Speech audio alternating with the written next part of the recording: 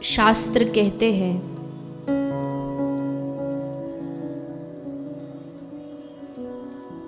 कि भगवान अनेक नाम अनेक रूप के द्वारा इस धरती पर अवतार लेकर के लीलाएं करते हैं।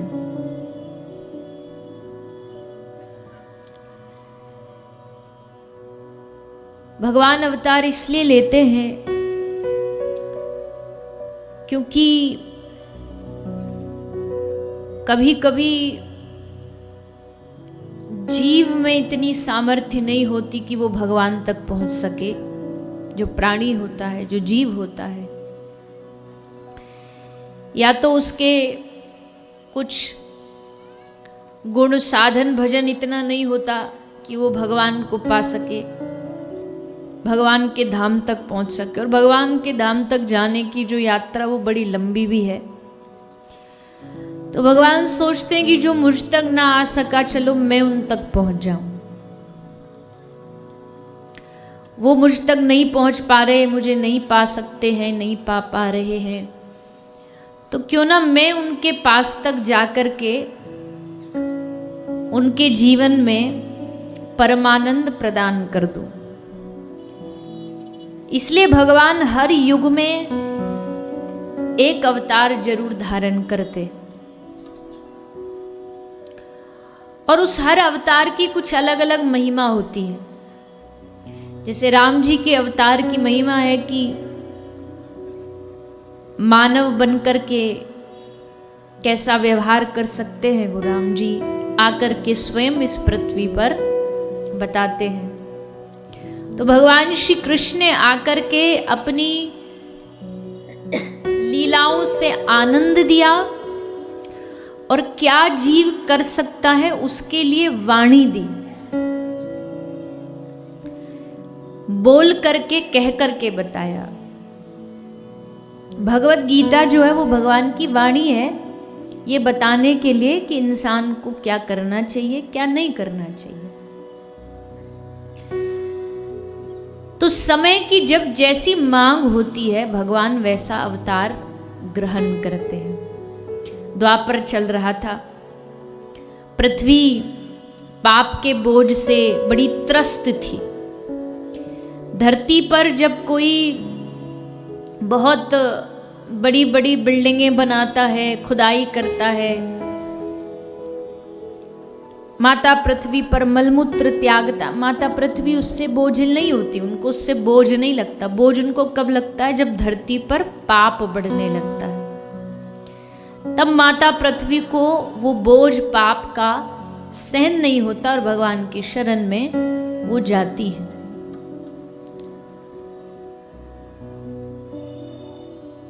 तो आज माता पृथ्वी और सब देवी देवता मिलकर के भगवान की शरण में जाते, भगवान से निवेदन करते हैं, हे प्रभु आप अवतार ग्रहण करिए। तब भगवान अवतार का पूरा अपना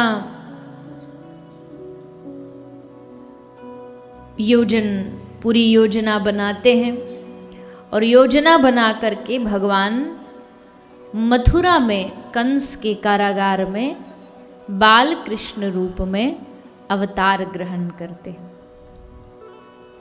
यद्यपि जब ठाकुर जी आए तो अवतार कैसे लेकर के आए? बोले तम अद्भुतम, अद्भुत रूप धारण करके 4 भुजा, शंख, गदा, पद्म, ये सब धारण करके श्री ठाकुर जी प्रकट हुए कारागार में। तो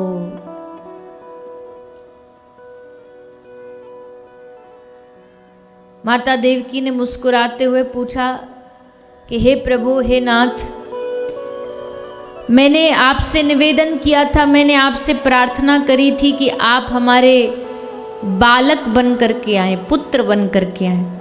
अगर ये भगवान रूप ही देखना होता तो हम आपको बालक के रूप में थोड़ी बुलाते।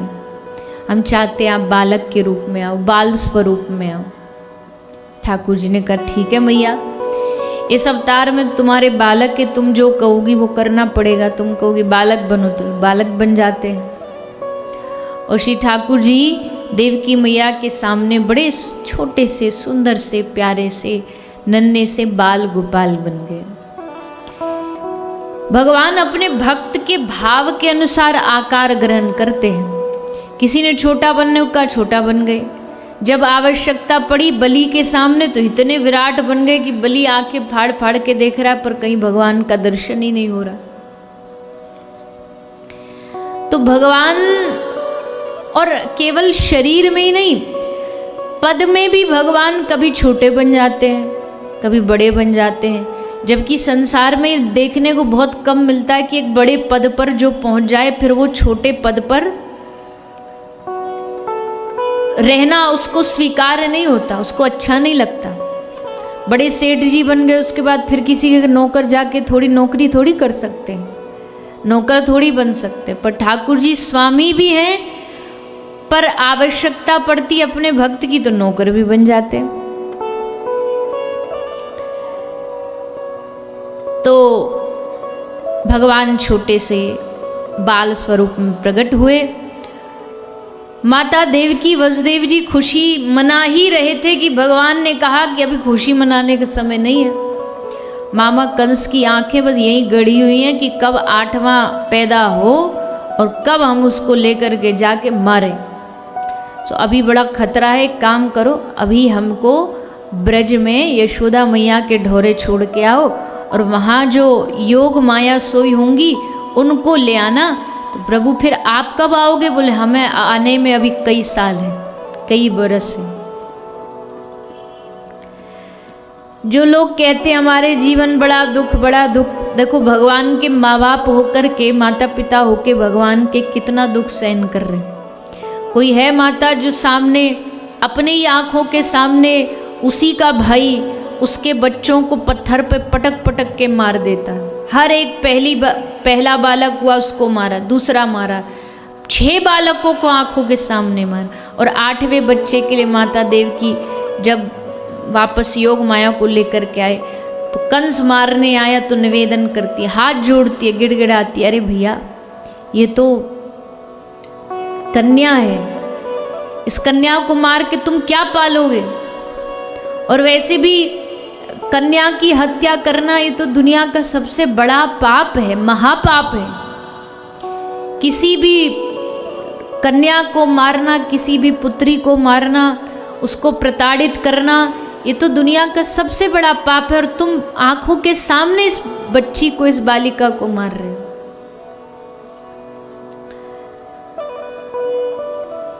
तो ये बात इसलिए भी मैं कह रही हूँ क्योंकि ये आज के समय में भी होता है। आज के समय में भी वो दिखने में तो लगते मानव जैसे ही, पर कभी कभी व्यवहार दैत्य जैसा कर देते हैं कि गर्भ में पता चल जाए कि कोई कन्या है, बालिका है, तो जा कर के उसको तुरंत डॉक्टर से जा कर के उसको नष्ट करा देते हैं। अभी तो नष्ट करा दिया, लेकिन आप क्या जानते हैं आपके आगे आने वाले भविष्य में पाप या अपराध कैसे सामने आएगा? कैसे ही अपराध सामने आएगा ये हम नहीं सोचते। और जब अपराध आता है वही सामने घूम करके तो फिर हम घबराते हैं। तब हम फिर क्या बोलते, अरे हमने तो कुछ ऐसा किया नहीं।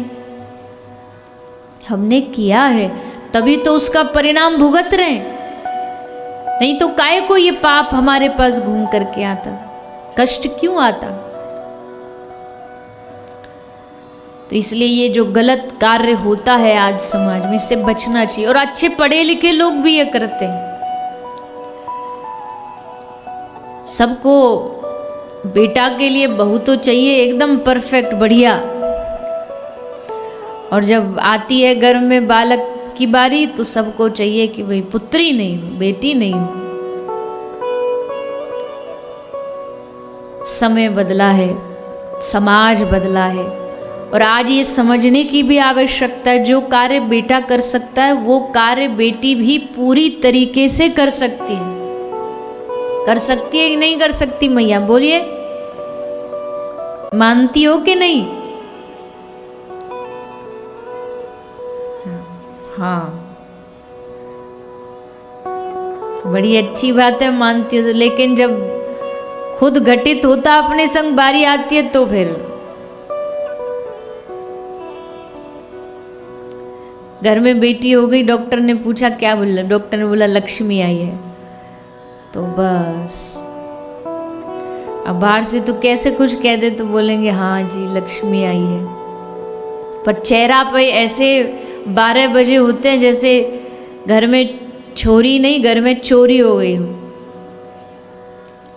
ऐसे मुंह लटका के अरे राम। समानता का भाव हम सब चाहते हैं, अपने आप से चाहते हैं, जैसा व्यवहार हम चाहते हैं अपने साथ। कोई भी माताएं जो होती हैं वो क्या चाहेंगी कि आपके साथ ऐसा भेदभाव भरा व्यवहार हो, और अगर आपके साथ हुआ होगा और आप उसका बदला लो कि जी हमारे संग हुआ था तो अब हम भी भेद करेंगे बेटा बेटी में, तो ये नासमझी है हमारी। सबके साथ समान। देखो हर जीव ना अपना भाग्य साथ लेके आता है, हर जीव, चाहे वो पुत्र हो पुत्री हो, उनका भरण पोषण उनका जीवन सब कुछ उनके भाग्य में साथ आया है। वो अपने आप परिश्रम करके मेहनत करके जैसा उनको ठाकुर जी ने विधान बनाया होगा कर लेंगे। आपको चिंता की आवश्यकता नहीं कि अगर पुत्री ही है तो कैसे होगा क्या होगा। भगवान सबके जीवन में सबका विधान करके भेजते हैं। तो माताओं को खासकर ये बात विचार करनी चाहिए, समझना चाहिए कि इसमें भेदभाव कतई भी न करें। भगवान की देन है सब, भगवान की दी गई कृपा है सब, उसको स्वीकार करें, हंस के स्वीकार करें।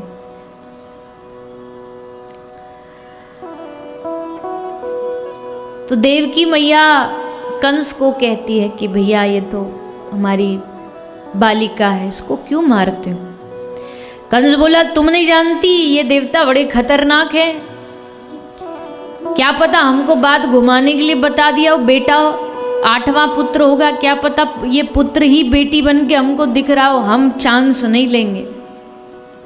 सो योग माया का पांव पकड़ा और घुमा करके फेंका, तो योग माया हाथ से छूट करके आकाश में विराजमान हो गई। और कंस से कहा रे मूर्ख मुझे मारेगा, है तुझमें शक्ति मुझे मारने की, किस लिए भयभीत है तू कि तेरा काल, तू मुझे काल समझ के मार रहा। अरे बाबरे तेरा काल तो कहीं और जन्म ले चुका है, क्या करेगा मुझे मार करके।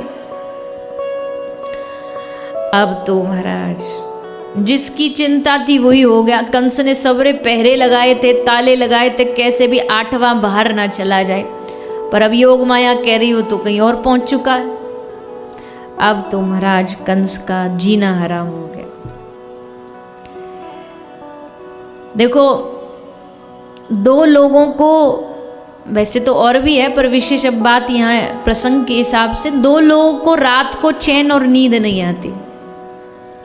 एक जिसके जीवन में भक्ति होती है, पूरी भक्ति होगी, उसको निद्रा नहीं आएगी, क्यों, क्योंकि उसको भगवान को पाने की बेचैनी रहेगी। मीराबाई कहती है सखी मेरी नींद नसानी हो, पिए को पंथ निहारत सगरी रैन बिहानी हो। तो या तो जो भगवान का भक्त होगा, प्रेमी होगा, उसको नींद नहीं आएगी, या जो ईर्ष्या से चिड़न से वशीभूत होगा, जिसके हृदय में खूब सारी दूसरे को देख करके दूसरे की जो सफलता वो डाइजेस्ट नहीं हो रही, दूसरे की सफलता चुभ रही है कांटे की तरह, उसको निद्रा नहीं आएगी। तो कहते हैं ना जैसे रात को एक चोर को कभी नींद नहीं आती चैन की, उसको डर रहता है,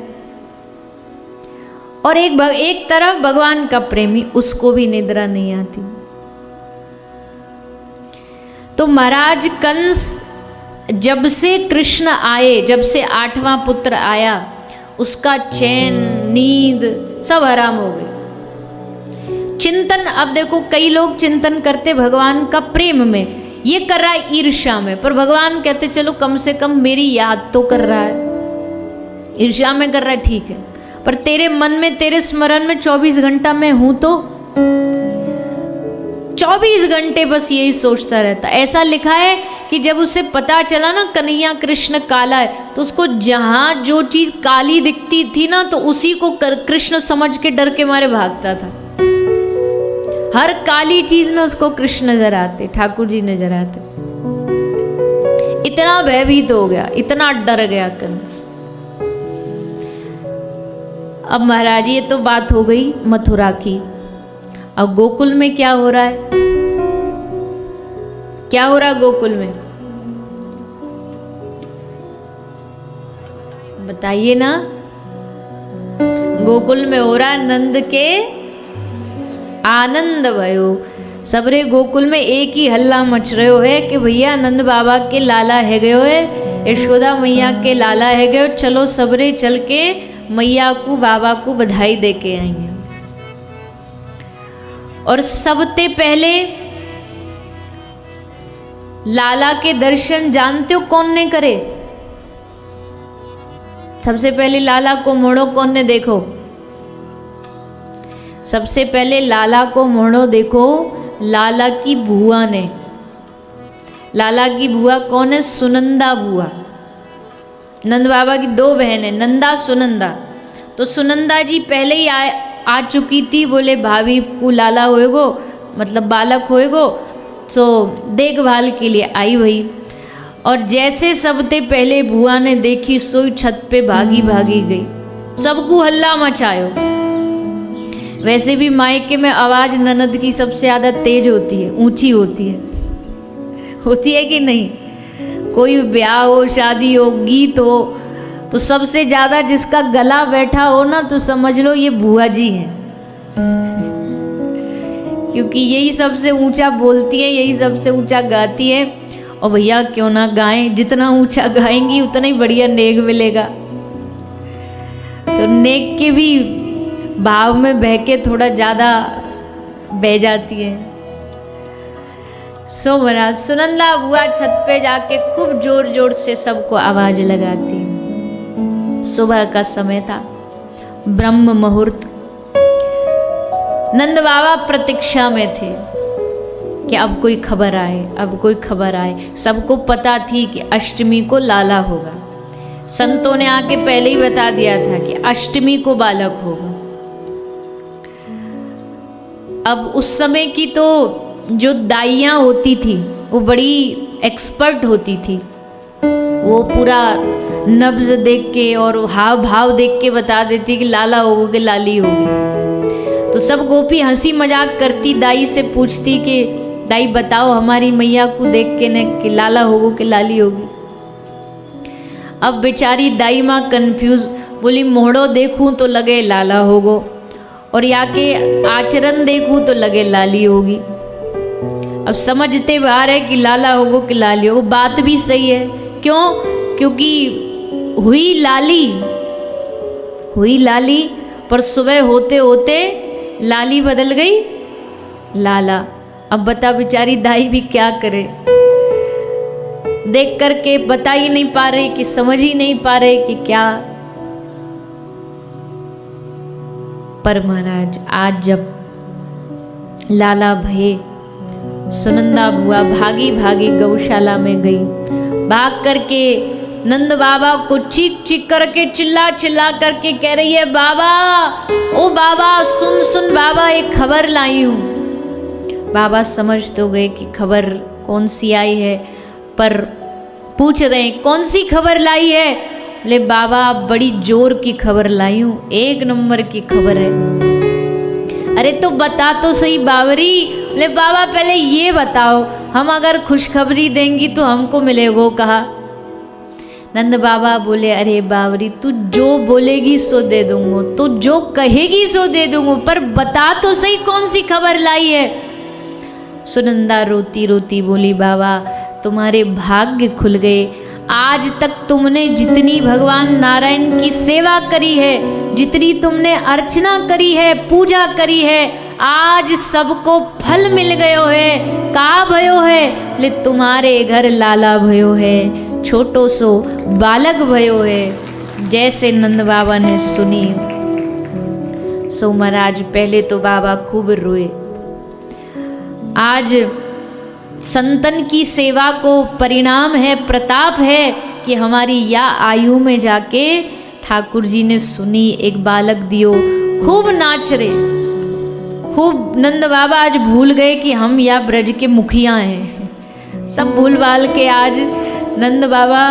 और वैसे भी नंद महोत्सव में होता भी यही है, नंद महोत्सव में किसी को अपनी उम्र ये सब याद नहीं रहती। हमने नंद महोत्सव में 80-80 साल के बुढ़े बाबाओं को टॉफी के लिए झगड़ते देखा है एक चॉकलेट पाने के लिए देखा है। और बात वहाँ चॉकलेट टॉफी की है ही नहीं, भाव ये भैया नंद उत्सव है, हम तो लेके जाएंगे प्रसाद।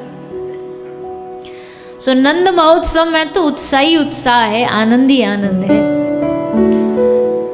सो सारे ब्रज में ग्वाल वाल सजे, बाबा को पाग पहराई, बाबन ने बढ़िया दाढ़ी में इत्र लगायो, मूछन पे ताव लगाई, दर्पण देखो, देख के बोले चोरे छोराओ कैसे लग रहे हैं। बाबा बड़ो सुंदर लग रहे हो, तू तो एकदम जवान छोरा लग रहे हो। चेहरे पर उत्साह होता तो अपने आप आयु घटने लगती है, मतलब घटने का मतलब कि वो दिखाई नहीं देती कि भैया इतने बुढ़ापे में, क्योंकि उत्साह उनको युवा बना देता है। सो नंद महल पहुंचे नंद बाबा, पर आज जब पहुंचे तो देखे महाराज यहाँ तो पूरा मेला लगा हुआ है। गोप गोपियां छोड़ो सवरे, आज तो स्वर्ग भी खाली, स्वर्ग के जितने देवता सब यहाँ उतर आए दर्शन करने के लिए। ऐसा मौका थोड़ी बार बार मिलेगा, ठाकुर जी पलना में झूल रहे हो, किलकारी मार के हंस रहे हो, उन ठाकुर जी का दर्शन ऐसे ही किसी को संभव नहीं होता। सो चलो, तो सारे स्वर्ग के देवी देवता यहाँ रूप बदल, कोई गोपी, कोई ग्वाला, कोई फल बेचने वाली, कोई चूड़ी बेचने वाली, कोई बंदरवान बेचने वाली, सब आकर के इकट्ठे हो गए। सब आकर के लाल जी का दर्शन करते हैं, लाला का दर्शन, क्योंकि कोई भी उत्सव हो उसका केंद्र तो ठाकुर जी है। जब केंद्र ठाकुर जी होते हैं ना किसी उत्सव का, तो उस उत्सव का आनंद ही अलग होता है। केंद्र यहाँ ठाकुर जी हैं। सबको बस एक झलक पानी चलावे ये चपल नयन बनवारी, ये चपल नयन बनवारी, ये चपल नयन बनवारी, ये चपल नयन बनवारी, ये चपल नयन बनवारी। बोले श्री श्याम सुंदर भगवान की जय। तो ऐसे श्री ठाकुर जी कौन है? बोले ये तो ब्रज का एक खिलौना। जैसे कोई बच्चे को एक खिलौना मिल जाए ना, एक केंद्र मिल जाए, तो सब भूल भाल जाता, भूख प्यास भूल जाएगा, घूमना भूल जाएगा। वो खिलौना मिल गया तो सब मिल गया। तो वैसे ही ब्रजवासियों को भी कृष्ण एक केंद्र मिल गया आनंद का, और केंद्र में मन ऐसा लग गया कि हर पल हर क्षण बस कृष्ण का ध्यान, कृष्ण का चिंतन, और कृष्ण के चिंतन से ही मन शुद्ध होता है। तो ब्रज में ठाकुर जी प्रकट भये, खूब उत्सव मनाया, खूब सबने आनंद लिया।